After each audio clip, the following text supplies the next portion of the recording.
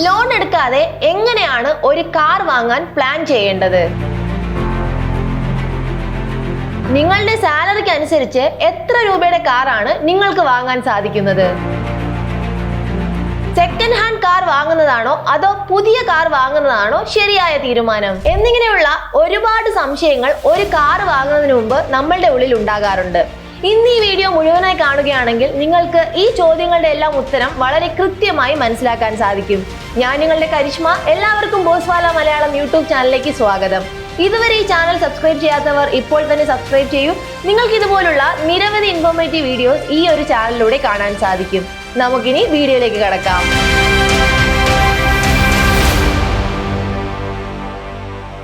നിങ്ങൾക്ക് ഒരു കാർ വാങ്ങാൻ ആഗ്രഹമുണ്ടെങ്കിൽ ആദ്യം നിങ്ങൾക്ക് ഒരു കൃത്യമായ പ്ലാൻ ആണ് വേണ്ടത്. ഇക്കാലത്ത് കാർ വാങ്ങുന്നത് ഒരു സ്റ്റാറ്റസ് സിംബൽ പോലെ മാറിയിരിക്കുകയാണ്. പക്ഷെ നമ്മളുടെ ചിന്ത അങ്ങനെ ആകാൻ പാടില്ല. നമ്മളുടെ കുടുംബത്തിന് ആവശ്യമുണ്ടെങ്കിൽ മാത്രം വാങ്ങുക. ഒരു മിഡിൽ ക്ലാസ് കുടുംബത്തിന് ഒരു കാർ വാങ്ങുക എന്നത് ഒരു ലക്ഷറി അല്ല, അതൊരു അത്യാവശ്യമായി മാറിയിരിക്കുകയാണ് ഇന്നത്തെ ഒരു കാലഘട്ടത്തിൽ. പക്ഷേ ഇവിടെ ഉണ്ടാകുന്ന ഒരു പ്രധാന പ്രശ്നമാണ്, എന്റെ അടുത്ത വീട്ടിലെ ആ ഒരു വ്യക്തി ഒരു SUV വാങ്ങി എന്ന് കരുതി നമ്മളുടെ കയ്യിൽ പൈസ ഇല്ലാതിരുന്നിട്ടും ലോൺ വാങ്ങി ആ ഒരു വലിയ കാർ തന്നെ വാങ്ങണം എന്ന് ചിന്തിക്കുന്നത് ഒരു തെറ്റായ തീരുമാനമാണ്. നമ്മൾ ഒരു കാർ വാങ്ങുന്നത് ഞാൻ പറയാൻ പോകുന്ന ഈ 3 കാര്യങ്ങളെ അടിസ്ഥാനമാക്കിയായിരിക്കണം. ആദ്യത്തേത് നമ്മുടെ വരുമാനം, രണ്ടാമത്തേത് ഇപ്പോഴത്തെ നമ്മളുടെ സാമ്പത്തിക അവസ്ഥ, മൂന്നാമത്തേത് ഒരു കാർ നമ്മൾക്കിപ്പോൾ ആവശ്യമുണ്ടോ ഇല്ലയോ എന്ന് തീരുമാനം. ഇനി നമുക്ക് കാർ വാങ്ങാനുള്ള 3 സാധ്യതകൾ എന്തൊക്കെയാണെന്ന് നോക്കാം. ഒന്നാമത്തെ കാര്യം, ലോൺ ഇല്ലാതെ നമുക്ക് കാർ വാങ്ങാൻ സാധിക്കും. രണ്ടാമത്തെ കാര്യം,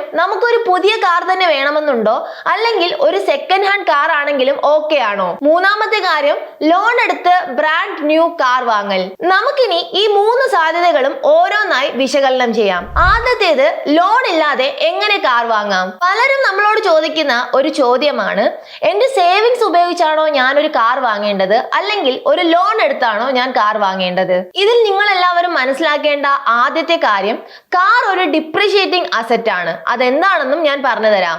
ഒരു ഉദാഹരണത്തിന്, നിങ്ങൾ നിങ്ങളുടെ ആ ഒരു പ്രദേശത്ത് താലൂക്കിലോ പഞ്ചായത്തിലോ എവിടെയെങ്കിലും കുറച്ച് സ്ഥലം വാങ്ങി എന്ന് കരുതുക.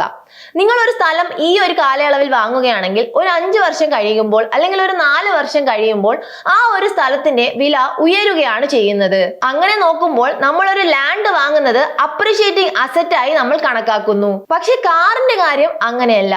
നിങ്ങൾ ഇന്ന് ഒരു കാർ വാങ്ങുകയാണെങ്കിൽ ഷോറൂമിൽ നിന്ന് ആ ഒരു കാർ പുറത്തെടുക്കുമ്പോൾ തന്നെ ആ ഒരു കാറിന്റെ വില കുറയുകയാണ്.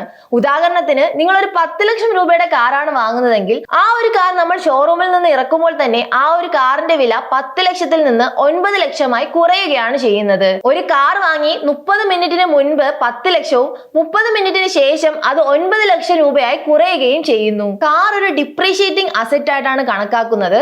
അതുകൊണ്ട് തന്നെ കാർ ഒരു ലോൺ എടുത്ത് വാങ്ങുന്നത് ഒരു ബെസ്റ്റ് ഐഡിയ ആയിരിക്കില്ല. കാർ ലോൺ എടുക്കാതെ വാങ്ങുന്നതാണ് നല്ലത്. ഇൻ കേസ് നിങ്ങൾ ലോൺ എടുക്കുകയാണെങ്കിൽ അപ്പോൾ ലോൺ എടുത്ത് ഞാൻ എന്തൊക്കെ കാര്യങ്ങളാണ് ചെയ്യേണ്ടത്? നിങ്ങൾ ലോൺ എടുത്ത് ചെയ്യാൻ മറ്റു പല കാര്യങ്ങളുമുണ്ട്.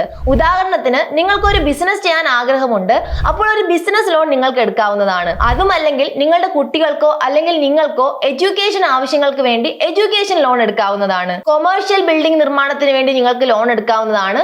ഇത്തരത്തിലുള്ള ആവശ്യങ്ങൾക്ക് വേണ്ടി നമ്മൾ ലോൺ എടുക്കുകയാണെങ്കിൽ ഇവയെല്ലാം അപ്രിഷിയേറ്റിംഗ് അസറ്റ് ആണ്. അതായത് ഇതിൽ നിന്ന് നമുക്ക് ഇൻകം ജനറേറ്റ് ചെയ്യാൻ സാധിക്കും. അപ്പോൾ നമുക്ക് വലിയ നഷ്ടമൊന്നും ഉണ്ടാകില്ല. പക്ഷെ നമ്മൾ കാറിന് വേണ്ടി ലോൺ എടുക്കുകയാണെങ്കിൽ അത് ഡിപ്രിഷിയേറ്റിംഗ് അസറ്റ് ആണ്. നമ്മളുടെ പണം നഷ്ടമായിക്കൊണ്ടിരിക്കുകയാണ്. കാർ ലോൺ ഉദാഹരണത്തിലൂടെ ഇനി ഞാൻ നിങ്ങൾക്ക് പറഞ്ഞു തരാം. നിങ്ങൾ ഒരു കാർ ലോൺ 10 ലക്ഷം രൂപ എടുത്തു എന്ന് കരുതുക.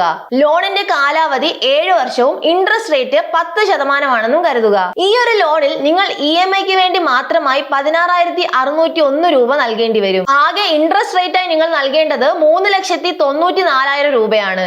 അങ്ങനെ നമ്മൾ നോക്കുമ്പോൾ principal amount plus interest rate ആയി നമ്മൾ ടോട്ടൽ നൽകേണ്ടത് 13,94,000 രൂപയാണ്. നിങ്ങൾ 10 ലക്ഷം രൂപയാണ് ഈ ഒരു കാർ വാങ്ങാനായി ലോൺ എടുത്തത്. 7 വർഷത്തിൽ നിങ്ങൾ തിരിച്ചടക്കേണ്ടത് 13,94,000 രൂപയാണ്.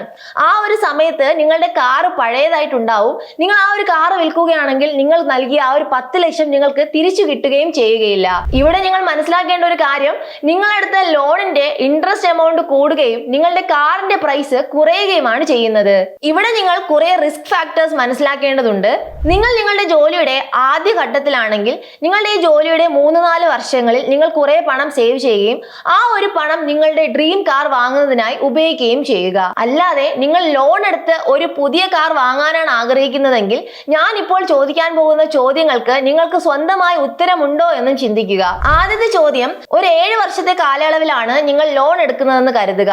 ഈ ഒരു 7 വർഷത്തിനുള്ളിൽ നിങ്ങളുടെ ജോലി നഷ്ടമാവുകയാണെങ്കിൽ നിങ്ങൾ എന്ത് ചെയ്യും? രണ്ടാമത്തെ കാര്യം, ഈ ഒരു കാലയളവിൽ നിങ്ങൾക്ക് പ്രതീക്ഷിക്കാതെ ഒരു ആരോഗ്യ പ്രശ്നം വരികയും നിങ്ങളുടെ പണം മുഴുവൻ ആ ഒരു ആവശ്യത്തിന് വേണ്ടി ഉപയോഗിക്കുകയും ചെയ്യേണ്ടി വന്നാൽ നിങ്ങൾ ഈ ഒരു ലോൺ തിരിച്ചടയ്ക്കാൻ പറ്റാത്ത ഒരു അവസ്ഥ വരികയാണെങ്കിൽ എന്ത് ചെയ്യും? മൂന്നാമത്തെ കാര്യം, നിങ്ങൾ ചെയ്യുന്ന ജോലിയിൽ നിന്ന് ഇടവേള എടുക്കുകയാണെങ്കിൽ നിങ്ങൾക്ക് എങ്ങനെ ആ ഒരു കാർ ലോൺ തിരിച്ചടയ്ക്കാൻ സാധിക്കും? ഈ കാര്യങ്ങളൊക്കെ ചിന്തിക്കുന്നതിന് മുമ്പ് നിങ്ങൾ ഒരു കാർ ലോൺ എടുക്കുകയാണെങ്കിൽ ഒരു വശത്ത് ഇൻട്രസ്റ്റ് അടയ്ക്കാൻ കഴിയാതെ ലോണും മറുവശത്ത് വില കുറഞ്ഞുകൊണ്ടിരിക്കുന്ന കാറുമായിരിക്കും നിങ്ങളുടെ കയ്യിൽ അവസാനം ഉണ്ടായിരിക്കുക. ഇൻ കേസ് നിങ്ങൾ ലോൺ എടുത്തില്ലെങ്കിൽ നിങ്ങൾക്ക് EMI നൽകേണ്ടതില്ല, ഇൻട്രസ്റ്റ് നൽകേണ്ടതില്ല, പ്രഷറും ഉണ്ടാകില്ല. ഈ സാഹചര്യത്തിൽ നിങ്ങൾ മനസ്സിലാക്കേണ്ട ഒരു കാര്യമാണ്, കാർ ഒരു ആഡംബരമല്ല, അത് അത്യാവശ്യത്തിന് വേണ്ടി മാത്രമാണ് നമ്മൾ എടുക്കേണ്ടത്. അതിനാൽ ഞാൻ പറയുന്ന 2 കാര്യങ്ങൾ പരിഗണിക്കുകയാണെങ്കിൽ നിങ്ങൾക്ക് നല്ലതായിരിക്കും. ആദ്യത്തെ കാര്യം, ലോൺ ഇല്ലാതെ കാർ വാങ്ങാൻ ശ്രമിക്കുക. രണ്ടാമത്തെ കാര്യം, സെക്കൻഡ് ഹാൻഡ് കാർ വാങ്ങുന്നതായിരിക്കും കൂടുതൽ ഉചിതം. ഇനി നമുക്ക് കാറിന്റെ വില എങ്ങനെയാണ് കുറയുന്നതെന്ന് നോക്കാം. IRDAI ഡേറ്റ അടിസ്ഥാനമാക്കി കാർ വാങ്ങി 1 വർഷത്തിനും 2 വർഷത്തിനും ഇടയിൽ കാറിന്റെ 20% വിലയാണ് കുറയുന്നത്. 2 മുതൽ 3 വർഷത്തിനുള്ളിൽ കാറിന്റെ 30% വിലയാണ് കുറയുന്നത്. 3 വർഷത്തിനും 4 വർഷത്തിനും ഇടയിൽ കാറിന്റെ 40% വിലയാണ് കുറയുന്നത്. 4 വർഷത്തിനും 5 വർഷത്തിനും ഇടയിൽ കാറിന്റെ 50% വിലയാണ് കുറയുന്നത്. ഇൻ കേസ് നിങ്ങൾ 20 ലക്ഷം വിലയുള്ള ഒരു കാർ വാങ്ങുകയാണെങ്കിൽ 5 വർഷം കഴിയുമ്പോൾ ആ ഒരു കാറിന്റെ വില വെറും 10 ലക്ഷം രൂപ മാത്രമായിരിക്കും. സെക്കൻഡ് ഹാൻഡ് കാർ വാങ്ങുമ്പോഴും നിങ്ങൾ പ്രത്യേകം ശ്രദ്ധിക്കുക, ലോൺ എടുക്കാതെ വാങ്ങാൻ ശ്രമിക്കുക. കാരണം അവർക്കുള്ള ഇൻട്രസ്റ്റ് റേറ്റ് വളരെ കൂടുതലായിരിക്കും. ഇത്രയും കാര്യങ്ങൾ കേട്ടതിന് ശേഷവും നിങ്ങൾക്ക് ലോൺ എടുത്തു തന്നെയാണ് കാർ വാങ്ങണമെന്ന് ആഗ്രഹമെങ്കിൽ ഇനി പറയാൻ പോകുന്ന കാര്യങ്ങൾ കൃത്യമായി ശ്രദ്ധിക്കുക. മന്ത്ലി EMI നിങ്ങളുടെ ശമ്പളത്തിന്റെ 30% കവിയാൻ പാടില്ല. ഉദാഹരണത്തിന് നിങ്ങളുടെ ശമ്പളം 60,000 രൂപയാണെങ്കിൽ മാക്സിമം EMI 18,000 രൂപ വരെ വരാൻ പാടുള്ളൂ. Home loan, personal loan, car loan എല്ലാം കൂടി 30% കവിയാൻ പാടില്ല. നിങ്ങൾക്ക് 60,000 രൂപയാണ് ശമ്പളമെങ്കിൽ നിങ്ങൾക്ക് ഏത് കാറാണ് വാങ്ങാൻ പറ്റുന്നതെന്ന് നമുക്ക് നോക്കാം. കാറിന്റെ വില 10 ലക്ഷം ആണെങ്കിൽ ഡൗൺ പേയ്മെന്റായി നമ്മൾ 2 ലക്ഷം രൂപ നൽകേണ്ടതുണ്ട്. ലോൺ 8 ലക്ഷവും ഇൻട്രസ്റ്റ് റേറ്റ് 10% നൽകണം. ടെന്യൂർ 5 വർഷമാണെങ്കിൽ EMI 17,000 രൂപ അടയ്ക്കേണ്ടതുണ്ട്. നിങ്ങൾ 17,000 രൂപ EMI അടയ്ക്കുകയാണെങ്കിൽ മാസത്തിൽ നിങ്ങളുടെ കയ്യിൽ ബാക്കി 43,000 രൂപ ബാക്കി ഉണ്ടാവും. ഇതിൽ നമ്മളുടെ fuel, maintenance, insurance, tyre charge, travel expense എല്ലാം ഇൻക്ലൂഡഡ് ആണ്. ഇങ്ങനെ ചെയ്യാതെ നിങ്ങളുടെ കയ്യിലെ 50% ശമ്പളവും EMI ആയി നൽകുകയാണെങ്കിൽ കുട്ടികളുടെ വിദ്യാഭ്യാസം, ആരോഗ്യ പ്രശ്നം അല്ലെങ്കിൽ എന്തെങ്കിലും അടിയന്തരമായ ആവശ്യം, ജോലിയിൽ നിന്ന് വിട്ടുപോവുകയാണെങ്കിൽ അല്ലെങ്കിൽ നിങ്ങളുടെ ജോലി നഷ്ടപ്പെടുകയാണെങ്കിൽ എന്നിങ്ങനെയുള്ള സാഹചര്യങ്ങൾ വരുമ്പോൾ നമ്മൾ കുടുങ്ങുന്ന ഒരു അവസ്ഥയാണ് ഉണ്ടാകാൻ പോകുന്നത്. അപ്പോൾ ഈ ഒരു വീഡിയോയുടെ മുഴുവൻ അവലോകനം നമ്മൾ നോക്കുകയാണെങ്കിൽ മാക്സിമം ലോൺ ഇല്ലാതെ കാർ വാങ്ങാൻ എല്ലാവരും ശ്രദ്ധിക്കുക. നിങ്ങളുടെ സേവിങ്സ് കൂട്ടാൻ ശ്രമിക്കുക. അതുപോലെ തന്നെ ലോൺ എടുക്കാൻ നിങ്ങൾ യോഗ്യരാണെങ്കിൽ മാത്രം ലോൺ എടുക്കുക. അപ്പോൾ ഈ ഒരു വീഡിയോ ആരംഭിച്ചപ്പോൾ ഞാൻ കുറെ ചോദ്യങ്ങൾ ചോദിച്ചുകൊണ്ടാണ് ആരംഭിച്ചത്.